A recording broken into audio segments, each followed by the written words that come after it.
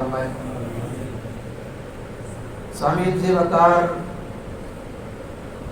سیرت نگاری کا ایک اصول ہے کہ کسی کی سیرت کا جب آغاز کیا جاتا ہے تو اس کی سیرت کا آغاز، اس شخصیت کی سیرت کا آغاز اس کی ولادت سے کیا جاتا ہے، اور جب اس کی سیرت کے اختتام کیا جاتا ہے تو اس کی وفات پر اس کی سیرت کے اختتام ہو جاتا ہے۔ اس طرح اس کی سیرت کو بیان کیا جاتا ہے۔ لیکن میرے اور آپ کے محبوب حضرت آمنہ کے لخت جگر حضرت محمد عربی صلی اللہ علیہ وسلم کی جب سیرت بیان کی جاتی ہے تو یہ سیرت نگاری کا اصول، قواعد اور ضابطے، تمام قوانین یہاں پر ٹوٹ جاتے ہیں۔ آپ صلی اللہ علیہ وسلم کی سیرت کا آغاز کائنات کے آغاز سے ہوتا ہے۔ آپ صلی اللہ علیہ وسلم کی سیرت کا آغاز دنیا کے آغاز سے ہوتا ہے۔ آپ صلی اللہ علیہ وسلم کی سیرت کا آغاز جہان کے آغاز سے ہوتا ہے۔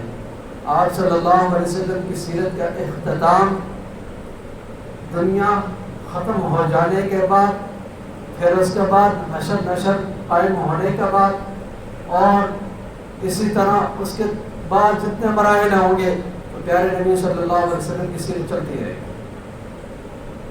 معلوم ہوا قیامت تک اور قیامت کے بعد بھی میرے نبی صلی اللہ علیہ وسلم کی سیرت چلتی رہے گی۔ دوستوں بزرگوں، جس طرح بارش آنے سے پہلے ٹھنڈی ٹھنڈی ہوائیں چلتی ہیں، اور ٹھنڈی ٹھنڈی ہوائیں اس بات کی خبر دیتے ہیں کہ بارش آنے والی ہے۔ موسم بہار سے پہلے درختوں پر آثار نظر آ جاتے ہیں کہ موسم بہار آنے والا ہے۔ صبح کا آغاز آفتاب سے ہوتا ہے، آفتاب سے قبل پہلے تھوڑی تھوڑی روشنی نظر آتی ہے، یوں معلوم ہوتا ہے کہ تھوڑی دیر بعد سورج آنے والا ہے۔ اور چھوٹی چھوٹی تھوڑی تھوڑی روشنیاں اس بات کی خبر دیتی ہیں کہ آفتاب آنے والا ہے۔ اسی طرح پیارے نبی صلی اللہ علیہ وسلم کی آمد سے قبل کچھ ایسے اہم واقعات پیش آئے جو اس بات کی خبر دے رہے تھے کہ آفتاب نبوت تشریف لانے والے ہیں۔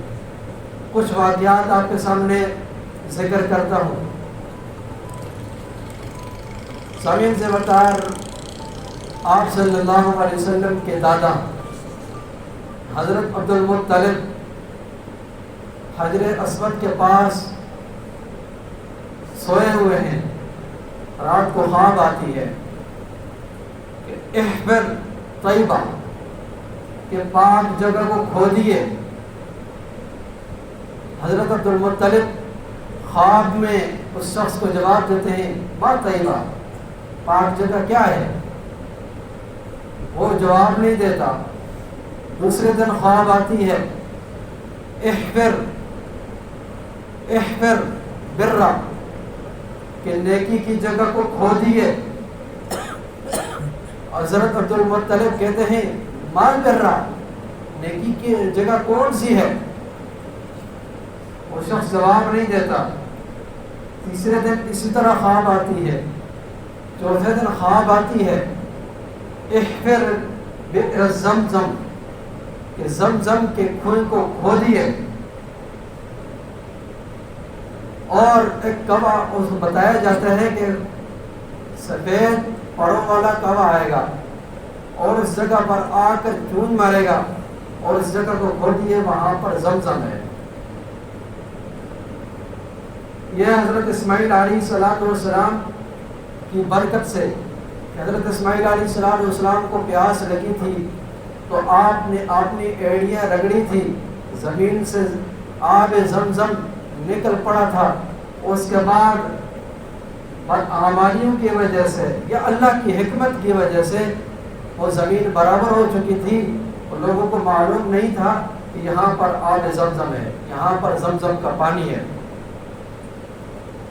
البتہ حضرت عبد المطلب نے قریش کے لوگوں سے کہا کہ اس طرح مجھے خواب آئی ہے. لوگ کہنے لگے کوئی حقیقت نہیں ہے اور مذاق کرنے لگے. حضرت عبد المطلب نے اپنے بڑے بیٹے حارث کو لیا اور کھدائی کرنا شروع کر دی.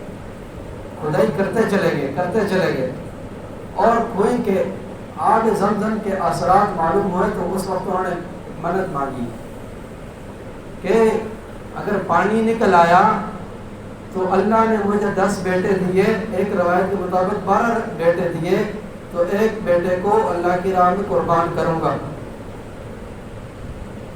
اب پانی نکل آیا اور اس کے بعد حضرت عبد المطلب نے جو منت مانگی تھی اس منت کو پورا کرنے کے لیے خانہ کعبہ اپنے بیٹوں کے ساتھ تشریف لائے اور بیٹوں کا نام لکھے. اور مشرکین مکہ کا ایک دستور تھا کہ وہ قرعہ ڈالتے تھے. تمام بیٹوں کے نام لکھ کر قرعہ ڈالا. قرعہ میں حضرت عبداللہ جو کہ آپ صلی اللہ علیہ وسلم کے والد ماجد تھے ان کا نام نکل آیا. حضرت عبد المطلب پریشان ہو گئے کہ یہ میرا محبوب بیٹا ہے, پیارا بیٹا ہے, اس کا نام نکل آیا ہے.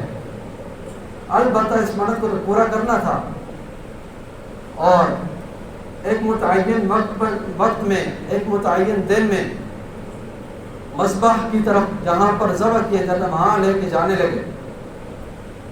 تو رشتہ داروں نے, بہن بھائیوں نے حضرت عبد المطلب کو منع کیا کہ اس کے متبادل کوئی انتظام کیا جائے, اس خوبصورت بچے کو ذبح نہ کرے. چنانچہ ایک کاہنہ اس کے پاس گئے. اس نے کہا کہ ایسا کریں, مجھے یہ بتائیے کہ آپ کے ہاں جب کوئی قتل خطا یعنی جب خطا قتل ہو جائے اس کی دیت کیا ہے؟ تو حضرت عبد المطلب نے جواب دیا 10 اونٹ. تو وہ کائنہ کہنے لگی کہ 10 اونٹ ایک طرف حضرت عبداللہ, ان دونوں کے درمیان قرعہ ڈالیے اور قرعہ ڈالیں. اگر حضرت عبداللہ کا نام آتا ہے قرعے میں تو دوبارہ قرعہ ڈالیے 20 اور حضرت عبداللہ کے درمیان. پھر بھی حضرت عبداللہ کا نام آتا ہے پھر 30 اونٹ اور حضرت عبداللہ کے درمیان قرعہ ڈالیے. اسی طرح کرتے چلے جائیے جب تک اونٹوں کے نام قرعہ نہ نکل آئے. اسی طرح حضرت عبد المطلب اپنے مقام پر تشریف لائے اور قرعہ ڈالا. 100 اونٹ پورے ہوئے تو 100 اونٹوں کے نام قرعہ نکلا. حضرت عبداللہ کی جان بچ گئی اور 100 اونٹ ذبح کر دیے. اس کے بعد حضرت عبد المطلب نے اپنے بڑے بیٹے حارث کو ساتھ لیا اور کھدائی کی تھی اور قریش نے مخالفت کی تھی, ساتھ نہیں دیا تھا, مذاق کی تھی.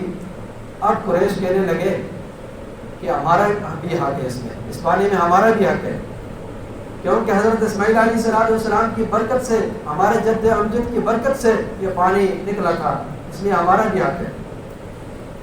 اب یہ مخاصمت, یہ بحث آگے بڑھتی چلی گئی.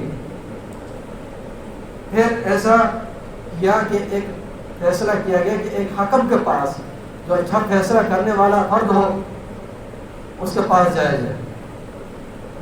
معلوم ہوا کہ شام میں ایک اسرار کا علم رکھنے والی عورت, اس کے پاس جانے کا ارادہ کیا اور اپنے ساتھ تمام تر قبائل نے, اور تمام تر قبائل کی سرداری حضرت عبد المطلب کے پاس تھی. چل دیے, ایک صحرا تھا, چلتے چلتے توشہ ختم ہو گیا, پانی ختم ہو گیا. اب کھانے کے لیے کچھ نہیں ہے, پینے کے لیے کچھ نہیں ہے. اب کہنے لگے کہ موت سامنے نظر آ رہی ہے, موت کے انتظار میں بیٹھتے.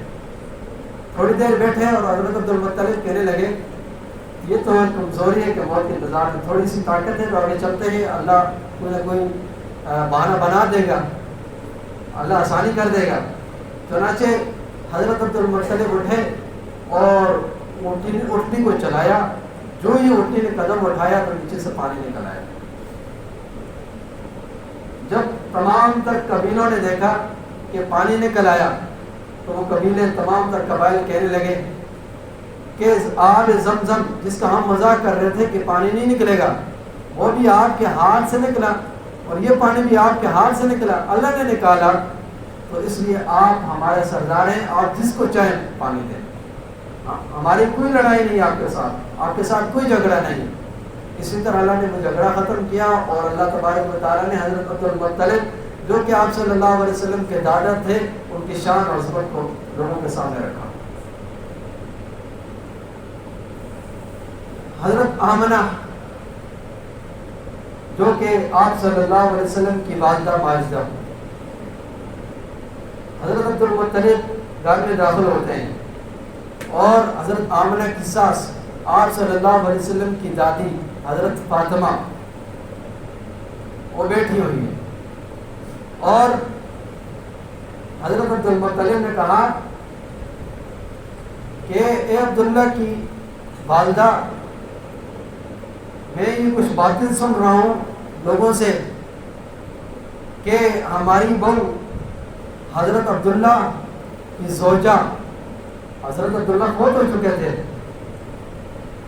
یہ بیوہ عورت خوشبو لگا کر باہر نکلتی ہے، لوگ ہم سے شکوہ کرتے ہیں، شکایت کرتے ہیں، عرب کا یہ رواج تھا کہ بیوہ عورت خوشبو لگا کر باہر نہیں نکلتی تھی۔